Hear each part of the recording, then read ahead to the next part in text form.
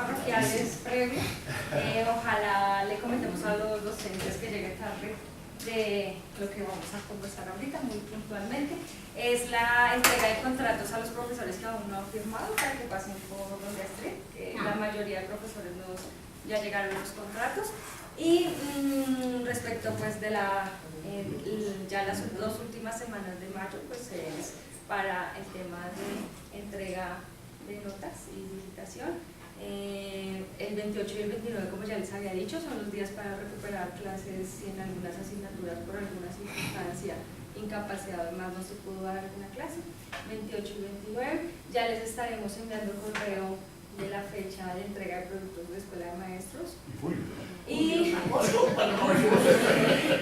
adicionalmente recordar la realización de la encuesta de autoevaluación, que es diferente a la autoevaluación docente. Ahí hay que recordar que a cada profesor el 27 de abril desde el correo de rectoría les enviaron un link. Entonces algunos se han reenviado los links, no se pueden reenviar porque son únicos por cada docente. Entonces hay que entrar y buscar el correo el 27 de abril si de casualidad lo borraron. Entonces me avisan para solicitar que se los envíen nuevamente, porque no es ingresando por PAU como hacemos la autoevaluación docente. Y bueno, hoy nos acompaña el doctor Jesús Caldera con una charla sobre la democracia como derecho fundamental. Gracias. Gracias. Buenos días. Buenos días. Para mí es un honor compartir con ustedes, gracias a Dios y gracias a la universidad, a la programación de la Escuela de Maestros. Vamos a desarrollar una exposición sobre la que hemos denominado la parte sustancial o material de la democracia. Comenzamos la exposición haciendo énfasis en que si es considerada o calificada desde la visión dogmática a partir de decisiones de la Corte Constitucional colombiana como un derecho fundamental, la democracia ha de tener un contenido y ese contenido trasciende la parte procedimental, la parte instrumental para la formación de mayorías, la conformación del poder político. Avancemos con determinación, Pablo. Anteriormente. Con este apotegma de Mandela como telón, vamos a sostener que si no hay comida cuando se tiene hambre, si no hay medicamentos cuando se está enfermo, si hay ignorancia y no se respetan los derechos elementales de las personas, la democracia es una cáscara vacía, aunque los ciudadanos voten y tengan parlamento. De cosecha propia, vivir en democracia, a nuestro juicio, es un derecho fundamental. Su finalidad en el Estado democrático constitucional es generar oportunidades para que toda persona desarrolle sus capacidades, logre concretar un proyecto de vida valioso, esté libre y despojado de daños, para que la persona alcance florecimiento humano, viva feliz, que es la razón aristotélica de la política, y que sea respetada en su condición de persona, es decir, en su dignidad humana.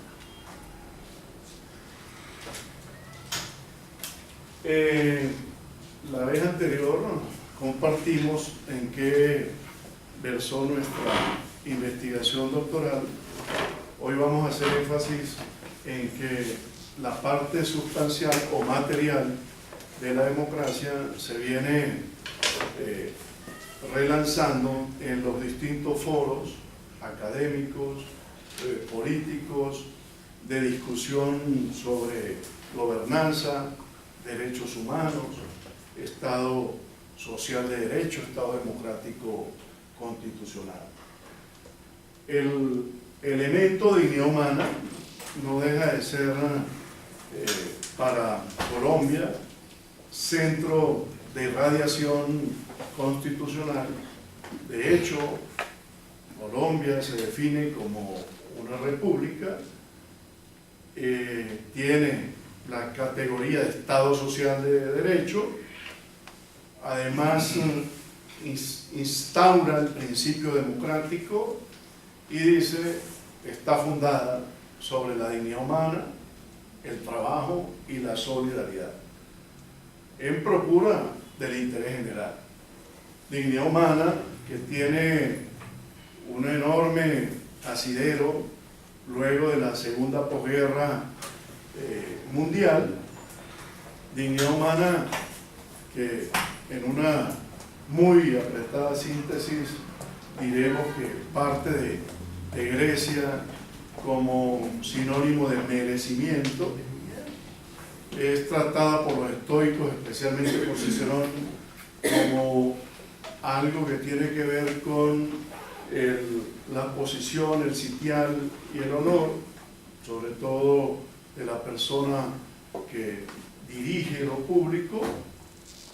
Hay un pensador importante que escribe sobre dignidad humana, Piccolo de la Mirandola, tiene un tratado sobre dignidad humana donde, además de la concepción de inmanencia, de inherencia del hombre y derivación del hombre y su naturaleza, empieza a distinguir ya el concepto de racionalidad y de voluntad, que luego en Kant, naturalmente en la fundamentación de la metafísica de las costumbres, adquiere unas dimensiones colosales desde el punto de vista de la enunciación filosófica, en tanto el concepto de autonomía, racionalidad, voluntad, empiezan a tener una comprensión de lo que determina al hombre como un fin en sí mismo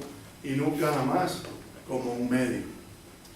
Luego de la Segunda Guerra Mundial, todos los horrores que experimentó el mundo, especialmente Europa, tienen adelante una reflexión sobre la neutralidad del derecho despojado de valores o despojado de principios.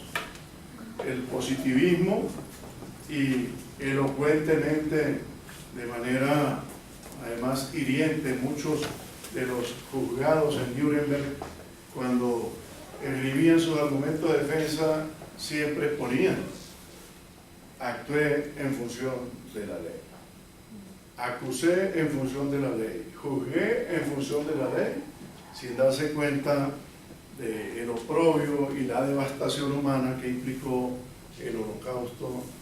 Y eso trae como colofón que el Pacto Internacional de Derechos Civiles y Políticos, el Pacto Internacional de Derechos Económicos, Sociales y Culturales, la Carta Universal de Derechos Humanos tengan una consideración y una inspiración axiológica, incluso para algunos ontológico-antropológica, alrededor de la comprensión del ser humano igual en derechos, igual en dignidad. Esto condujo a que la razón de Estado, que siempre ha sido esgrimida por quienes detentan el poder político, tenga hoy en las constituciones y fundamentalmente en los principios que orientan el gobierno, el Estado y la comunidad política, un fuerte cariz de normatividad alrededor de dignidad humana. En la Constitución de Holanda, en 1937, está expresamente establecido desde entonces el respeto a la dignidad humana. En la Constitución alemana del 48, en la Constitución española de 1978, en la Constitución colombiana de 1991, que enlaza principio democrático dignidad humana y que la Corte Constitucional nuestra luego define como marco jurídico democrático participativo. En ese sentido, pues, decir que la comprensión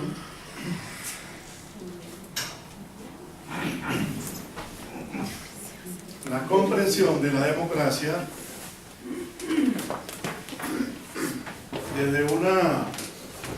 desde una posición respetable, pero evidentemente proto-positivista, ha sido asimilarla como un procedimiento, como un instrumento o como un mecanismo para formar mayorías.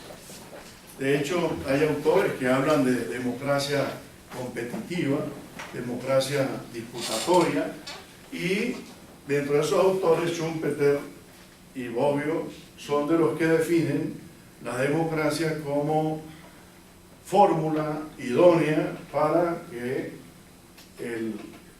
la comunidad política se exprese, conforme mayorías y defina el poder político, despojada de cualquier consideración axiológica, principialística, ontológica, y en ese sentido es una visión netamente instrumental de la democracia.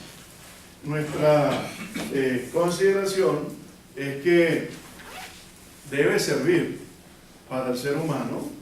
Tenemos una sola vida y esta es la única vida que podemos vivir, y vivirla para estar ultrajados, humillados, sometidos, menoscabados en nuestra esencia de persona, que nuestro proyecto de vida no pueda realizarse, que nuestras capacidades humanas no consigan oportunidad para el resplandor, el florecimiento y el fulgor humano al que estamos llamados.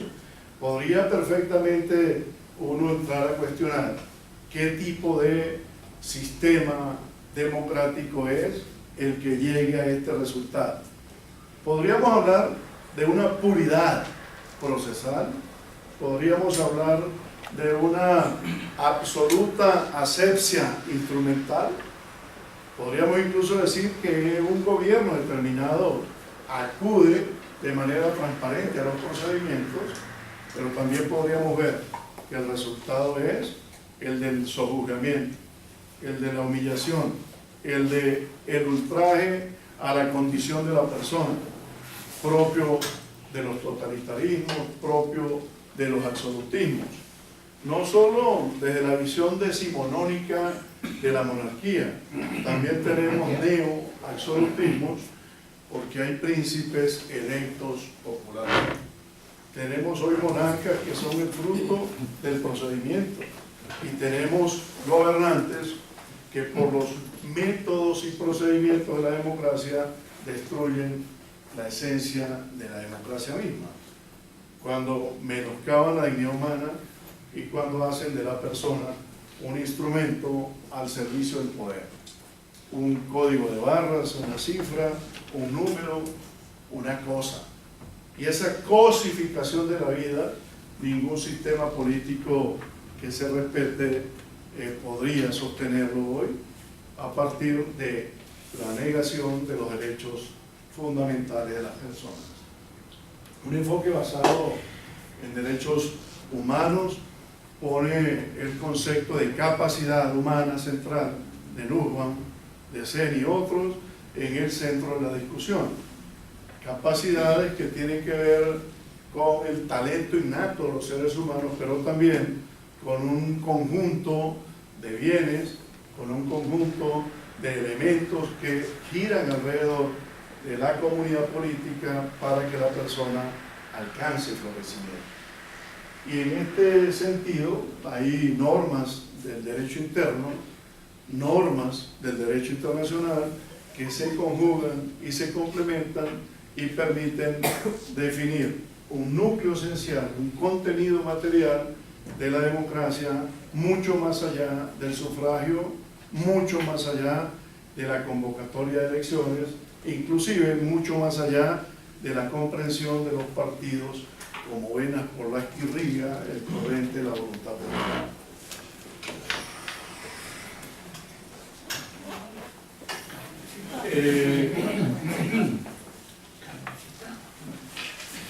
Brevemente, porque fue parte de nuestra exposición anterior, la comprensión de los derechos fundamentales en Colombia tiene 3 elementos cardinales y uno complementario. ¿Me pueden ayudar? ¿Cómo define la Corte Constitucional Colombiana un derecho fundamental? ¿Cuáles son los 3 elementos característicos?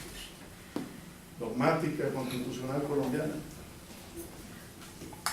Primero, tiene que guardar correspondencia funcional con el logro de dignidad humana. Desde una visión complementaria, dignidad humana la entiende la Corte Constitucional Colombiana como un principio, es decir, en términos de algunos autores, un mandato de optimización, la procura de una vida marcada por el principio democrático. Tan es así que en el artículo 1 de la Constitución el principio democrático está inserto. El segundo elemento, valor, es la procura de una construcción de textura abierta, general, para que en un escenario de óptimos alcanzables en el futuro, la comunidad política colombiana haga de la democracia una realidad para todos, donde la participación en la formación, en la gestión y en el control de lo público no sea un enunciado hueco, sino un derecho realizado en la esfera vital de cada uno de los colombianos y los habitantes del país. El tercer enunciado de dignidad humana es un derecho per se, un derecho que tiene una estructura subjetiva, un beneficiario, un destinatario y un contenido. Pero además de esa estructura, la Corte Constitucional ha sostenido que la dignidad humana en la comunidad política colombiana tiene 3 razones funcionales. La primera es que posibilita la realización de un proyecto de vida elegido libremente, valioso para la persona, que ha escogido sin intromisión ese proyecto de vida, y esa dignidad es el sustrato de esa elección, desde la autonomía, desde la racionalidad, desde la comunidad política que permite que el ser humano florezca, crezca, y que sí, hombre imperfecto llamado a la perfectibilidad. Desde esa visión, proyecto de vida tiene que ver con una enorme carga normativa y dogmática en el concepto o la categoría de dignidad humana. El segundo aspecto guarda relación con las condiciones adecuadas, idóneas para una existencia decente. Bienes materiales, bienes intangibles o del espíritu que le permitan al ser humano funcionar efectivamente en la comunidad política colombiana. Y allí hay conceptos como, por ejemplo, precariedad. El concepto de lo precario, de la privación de bienes, conduce a que a esas personas carenciadas, a esas personas en situación de vulnerabilidad, por el principio democrático se les afirme constitucionalmente. Y esas acciones afirmativas tienen como epicentro no una ruptura del principio de igualdad por capricho o por arbitrariedad, sino porque se considera que están tan bajos en la escala social y económica que si no se hace una discriminación positiva, ellos podrían perfectamente dejar de realizar una vida que valga la pena vivirla. Y allí está, por ejemplo, el concepto de mínimo vital en Colombia, asociado indispensablemente a los bienes materiales, pero también a las capacidades institucionales donde el ser humano cuente con un umbral que sirva de presupuesto para la catapulta de sus propósitos, de sus sueños, de sus ilusiones, de su proyecto como un fin en sí mismo. Y el tercer elemento de dignidad humana, según la Corte Constitucional, pues tiene algo que ver con la prevención de la arbitrariedad, la proscripción de todo acto dañino que afecte la realización del proyecto de vida. La vida, vivirla como se elige y vivirla a gusto y vivirla en condiciones decentes de existencia, pero también con un Estado que tiene límites para no interferir, no vulnerar esa condición del proyecto de vida sin daños, pero además que tiene unos deberes de promover, respetar, garantizar y proteger los derechos de las personas en tanto forman parte de su proyecto de vida y son inherentes a su dignidad humana. Este discurso de los derechos fundamentales en este primer componente, relación de funcionalidad con la dignidad humana, pues dejan en cuenta que el proyecto de vida y toda su dimensión alcanzable y realizable en una sociedad no perfecta pero perfectible es de la esencia del derecho a la democracia en nuestra óptica y también del principio democrático que encierra el artículo 1 de la Constitución de Colombia. Segundo elemento, un derecho fundamental, pues su formación como derecho subjetivo, beneficiario del derecho, obligado o destinatario del derecho y una relación que está traducida en una prestación o en una abstención o en una prohibición de una conducta de la relación jurídica a lo que nosotros llamamos contenido de la obligación y que en materia constitucional ha dado lugar al concepto de contenido esencial del derecho fundamental, aquello sin lo cual el derecho no existe, aquello sin lo cual el derecho carece de sentido, es inocuo o inicuo para la persona humana.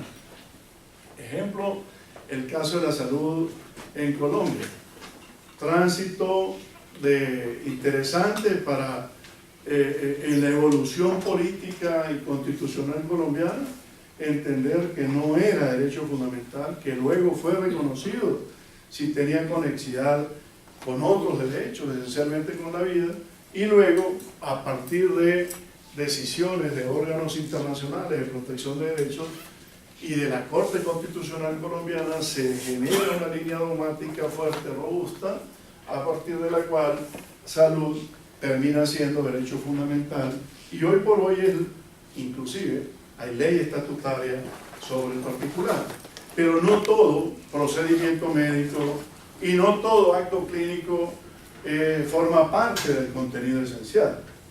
Con el respeto por lo que las personas que por razones estéticas quieren verse mejor, pueden perfectamente decir: yo tengo derecho fundamental a la salud, pero mis pectorales no me cuadran. Entonces, allí el catálogo está, si es un numerus clausus, y le dirán: todo procedimiento estético, pues sí, bienvenido sea, pero al margen del post.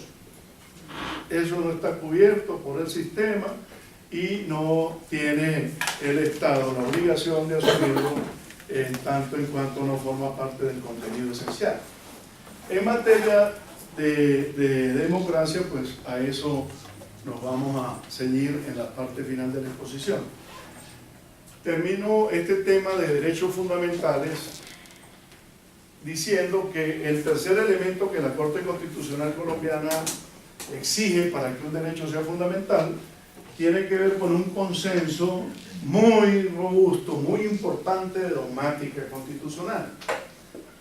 La Constitución misma, tratados, acuerdos, pactos, cartas, declaraciones internacionales que forman parte del bloque de la constitucionalidad en su sentido estricto, que desarrollan derechos fundamentales que no se suspenden en estado de excepción y que son parte esencial del ordenamiento colombiano por mandato o remisión de los artículos 93 y 94 de la Constitución.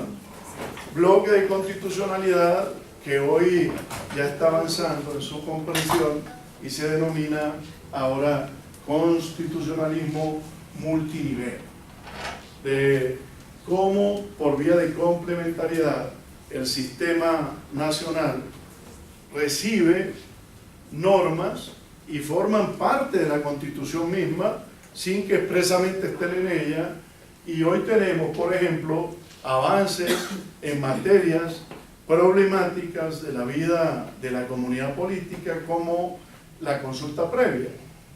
No ha sido el Congreso de Colombia el que ha configurado propiamente tal este derecho fundamental. Han sido órganos de la comunidad internacional que interpretan derechos humanos y que fijan lineamientos sobre la aplicación de los mismos, los que han venido construyendo esta dogmática de nuevo tipo, de nuevo cuño, con un órgano constituyente, legislativo, transnacional. No es el Congreso de Colombia.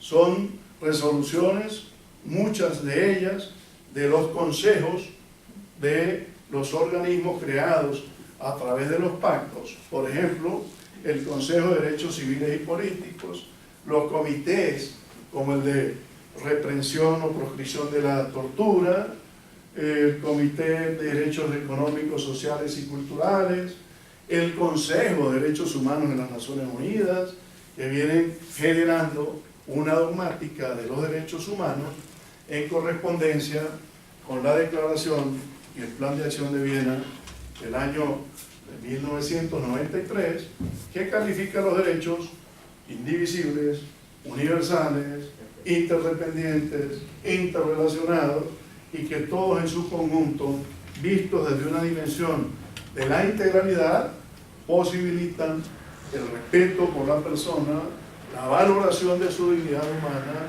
y el aseguramiento de la realización de su proyecto de vida en el Estado democrático constitucional y en democracia. Avanzamos a las definiciones. Por favor. Avancemos de manera determinada, firme, enérgica. Voy a compartirles unas definiciones que están en nuestro esfuerzo de investigativo en la tesis doctoral.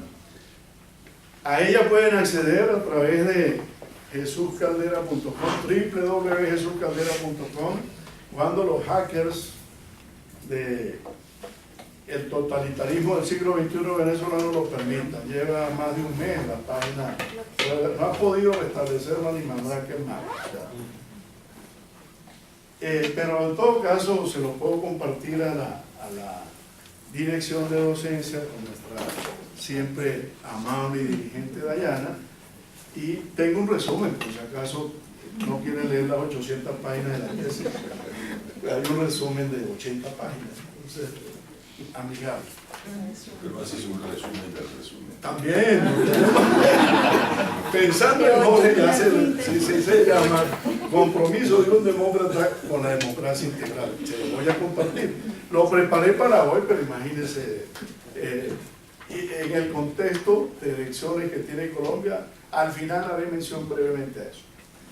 Las definiciones, como toda definición, estipulativa, arbitraria, discrecional, pero para la discusión, la deliberación. De eso se trata, de ir enriqueciendo desde una pretensión epistémica algo que va en paralelo con el derecho al desarrollo. Ustedes saben que el desarrollo ya no solo un enunciado.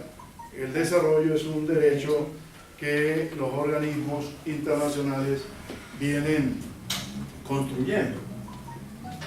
Derecho a la democracia, pues simplemente dejarlo enunciado, ¿cómo está?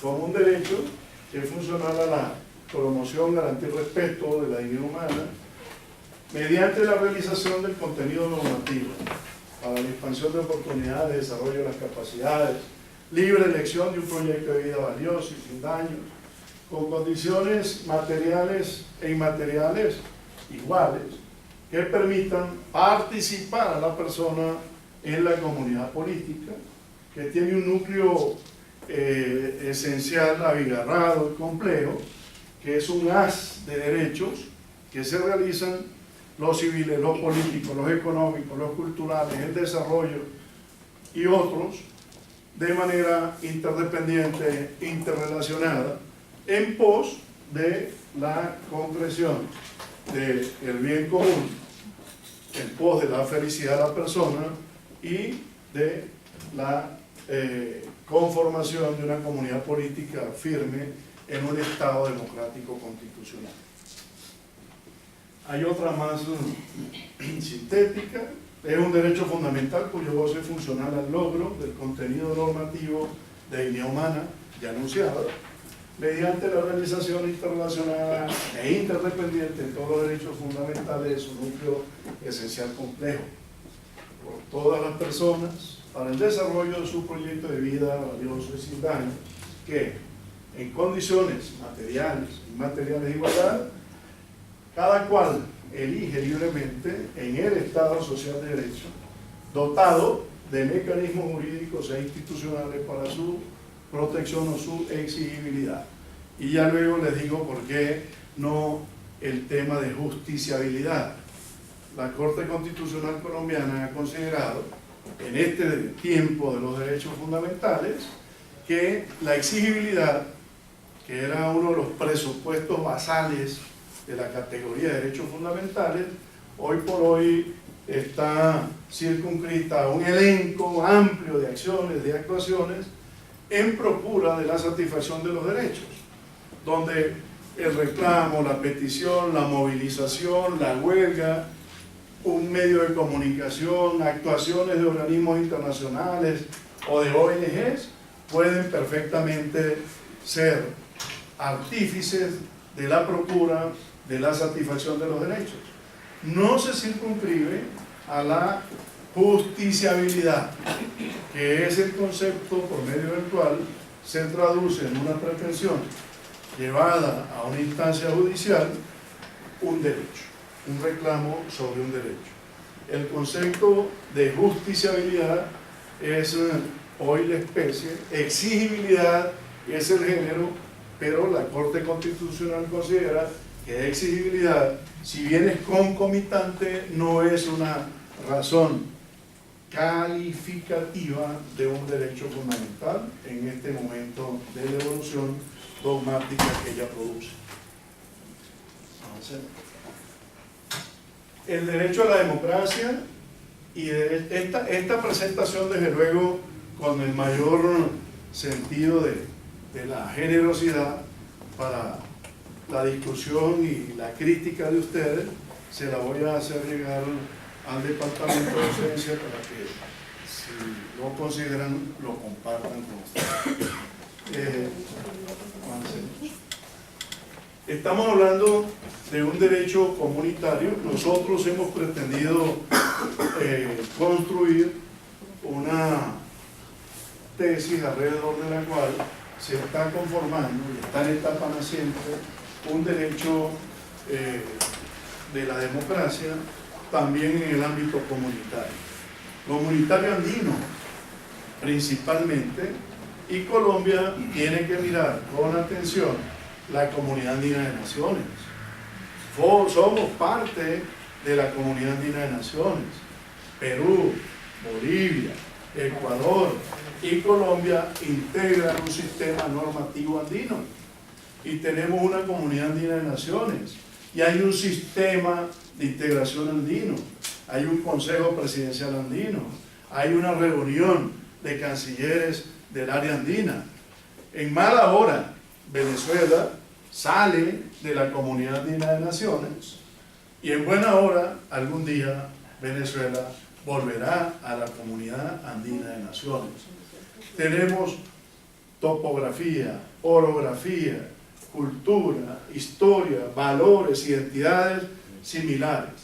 Hay diferencias naturales en lo étnico, hay diferencias en otro sentido que se respetan, pero en esencia somos una comunidad. Pues bien, la Comunidad Andina de Naciones construye un documento sólido sobre democracia que se llama Cláusula Andina sobre compromiso con la democracia, que tiene el carácter de tratado y es vinculante para Colombia y los demás países de la Comunidad Andina. Además, construyen un bello documento que se llama Carta Andina para la promoción y protección de los derechos humanos. Esa Carta Andina tiene los enunciados más avanzados en materia de integralidad de los derechos. Reconoce el desarrollo, reconoce la interdependencia y la interrelación entre los derechos, el diálogo y reforzamiento mutuo en la realización de los derechos, y ese documento difícilmente lo discutamos, difícilmente lo examinamos, porque pareciera ser, a juicio de algunos, una especie de derecho menor, una especie de derecho de rango ya no tan derecho, sino de poca monta. Y no, es un derecho que rige para la Comunidad Andina y Colombia forma parte de ella. Estamos construyendo un corpus juris pro-democrático en el contexto andino. Se ha venido construyendo en el Mercosur también. Hay una cláusula democrática en el Mercosur muy importante, que se llama la cláusula de Ushuaia, que fue modificada luego en Montevideo, pero es la cláusula que permite la permanencia o no de un gobierno dentro del sistema comunitario si cumple con los elementos esenciales de una democracia. En el caso venezolano ha sido separada Venezuela y su régimen por decisión unánime de los países del Mercosur, habida cuenta la violación de la cláusula de compromiso democrático. En el caso de la OEA también tenemos la Carta Democrática Interamericana. Es un enunciado de derecho y tiene a la democracia como un derecho de los pueblos de América. Natural, hay dificultades porque su implementación pasa por el acuerdo de las 2/3 partes de la Asamblea General de Naciones Unidas, y hoy por hoy, al momento en que hago esta exposición, ustedes podrán ser testigos del enorme esfuerzo del secretario general Luis Almagro, de 15 países de América y de la comunidad internacional toda, pidiendo la activación de la acción colectiva pro-democrática por el caso venezolano, y no se ha logrado. Habida cuenta de dos factores: que la reunión de las 2/3 partes pasa porque todos los países que la integran tengan allí un voto favorable que conforme las 2/3 partes, y muchas islas del Caribe, a través de los mecanismos de subvenciones de petróleo, de lo que llamamos en Venezuela la diplomacia petrolera, pues se abstienen de votar contra Venezuela o votan a favor de Venezuela porque reciben petróleo en condiciones muy favorables para sostener el funcionamiento de sus economías en buena medida. Países que tienen, con todo respeto, 120.000 habitantes, tienen en la OEA el mismo peso que un país como Brasil o los Estados Unidos. Nosotros entendemos que eso es bueno porque se respeta la autonomía de los países, pero también consideramos que la dimensión del problema a veces no pone en igual posición la prevalencia de los derechos humanos de una comunidad política y su democracia, sino la razón de Estado para funcionar del que recibe la subvención por parte del lado de la misma. Y el otro tema pues es la injerencia abierta que desde años viene sosteniendo el régimen cubano en Venezuela, que controla absolutamente todo: puertos, aeropuertos, registros, notarías, la oficina de identificación, todo, absolutamente todo. Entonces no se puede subestimar la capacidad de influencia que este régimen ha tenido para sobrevivir al margen de la OEA, del que fue expulsado justamente por los primeros ataques que en los años 60 el régimen de Fidel Castro orquestó contra Venezuela. La suspensión primero, la expulsión luego, y naturalmente para la fecha de mi nacimiento, 1966, hay dos episodios de Cuba sobre Venezuela que fueron militares: la toma de Tucacas y la incursión de Machurucuto, donde militares cubanos con grupos, con personas del grupo insurgente venezolano pensaron dar al traste con el gobierno legítimo de Venezuela. Lo que acontece es que por la vía de la seducción es más fácil a veces llegar a controlar un país vecino que por la vía de las armas. Entonces el embrujo de la adulancia logró más que el poder de la pólvora, y bueno, ya 18 años demuestran que la situación de Venezuela de precariedad, de destrucción democrática y de devastación humana pues se recuerda. Contenido esencial de la democracia, pues vista desde el punto de vista material, me voy a circunscribir a dos documentos, a tres documentos, que son, ya los he mencionado: Carta Democrática, Cláusula de la Comunidad Andina de Naciones, Mercosur y UNASUR, que está en terapia intensiva. Una lástima, pero está en terapia intensiva, y bueno, no me voy a detener sobre el particular, pero tiene una cláusula democrática, UNASUR, que se hizo a raíz de la intentona de deposición del gobierno del presidente Rafael Correa, que ya de manera muy categórica traza una línea clara de qué contenido ha de tener la democracia en el espacio comunitario de la UNASUR. El contenido esencial tiene que ver con la resolución 1936 del año 2012 del Consejo de Derechos Humanos de la ONU. Pues naturalmente es aplicable a Colombia, así lo quisimos, así dice el artículo 93 de la Constitución de Colombia, y forma parte del bloque de constitucionalidad los criterios que sobre interpretación de derechos fundamentales hacen este tipo de organismos, siempre que no sean de los que se suspenden en los estados de excepción. Cualquier cantidad de resoluciones tiene el Consejo con relación al contenido de la democracia, la interdependencia con Estado Social de Derecho y derechos humanos. La Carta Andina, a la que he aludido, le otorga un carácter vinculante a una resolución del Consejo de Derechos Humanos de Naciones Unidas, a la 2002-46 del 2002. Aquí está, según la Carta Andina, artículo 13 y artículo 14, cuáles son los elementos que conforman el núcleo esencial de la democracia: respeto a los derechos humanos, libertades fundamentales, la libertad de asociación, libertad de expresión y opinión, el acceso al poder y su ejercicio de conformidad con el Estado de Derecho, la celebración de elecciones periódicas, libres, justas, imparciales, basadas en el sufragio, el sistema pluralista, organizaciones y partidos políticos, la participación permanente, ética, responsable de la ciudadanía en la vida política de las naciones, separación e independencia de poderes, transparencia y rendición de cuentas. Esto es en la Carta Andina. Larga enunciación en 2 artículos que son el 16 y el 17. La vamos a ir pasando mientras voy conversando. Ustedes, por favor, pueden irlo mirando en la pantalla.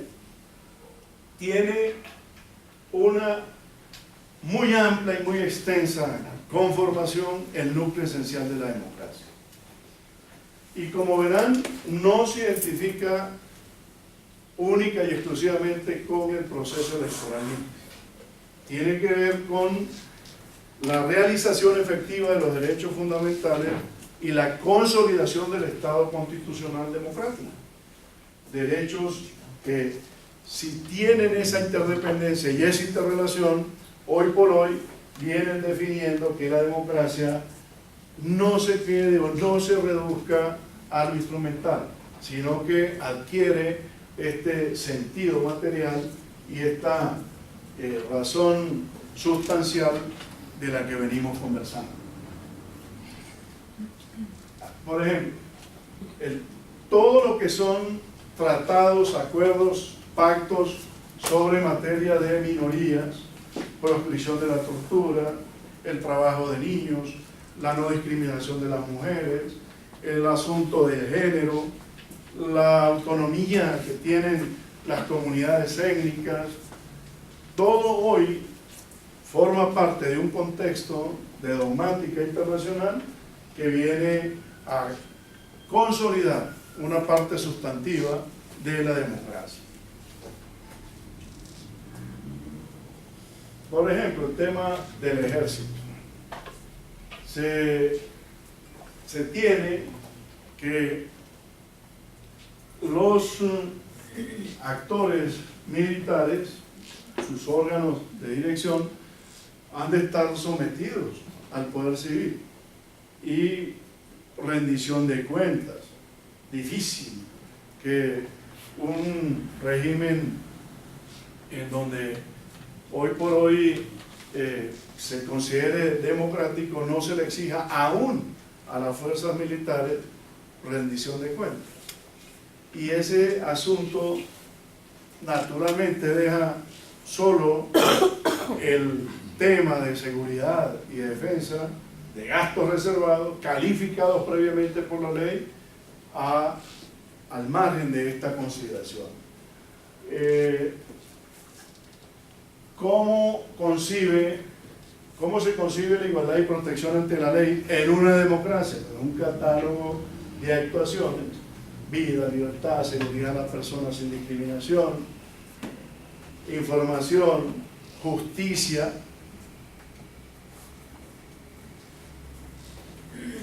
la igualdad, el juicio justo, la proscripción de los encarcelamientos ilegales.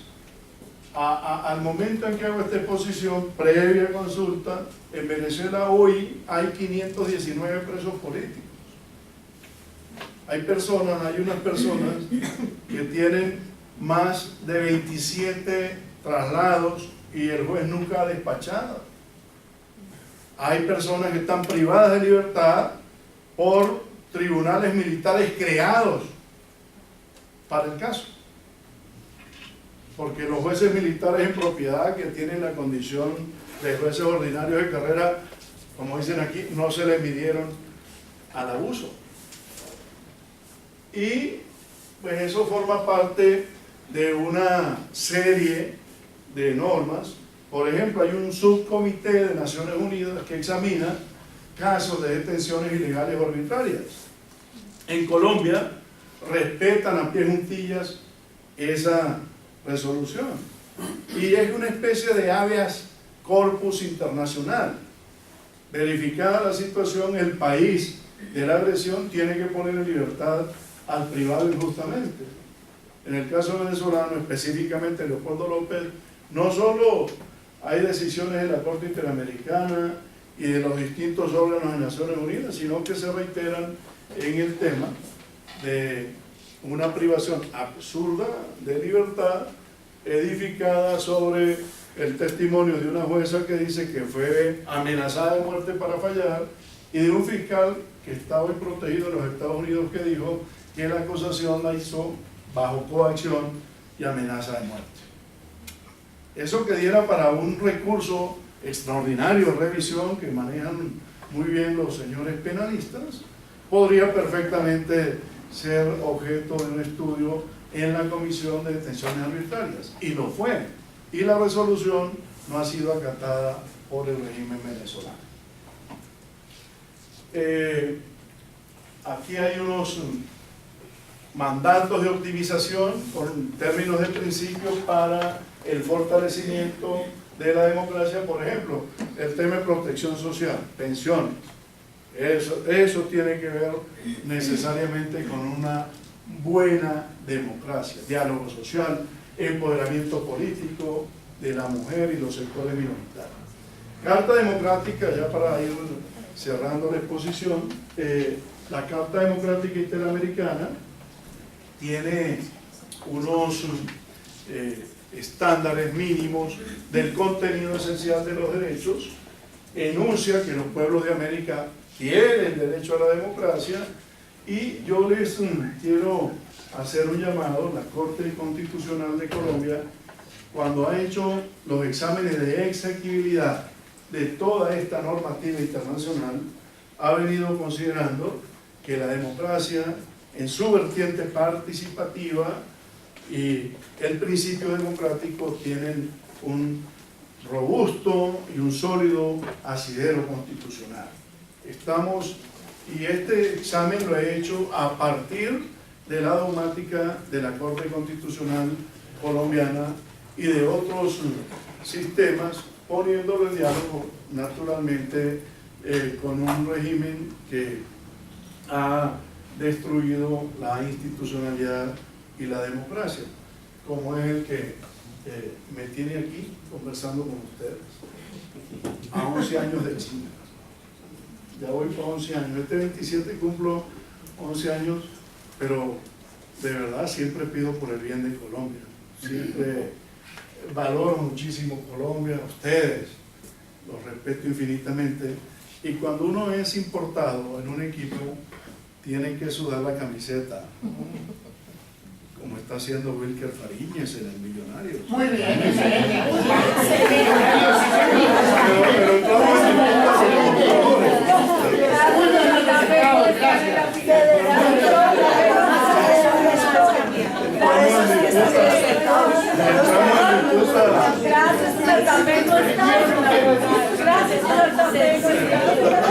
estoy hablando de paisanos, estoy hablando de mis esfuerzos, de los esfuerzos de nuestros paisanos.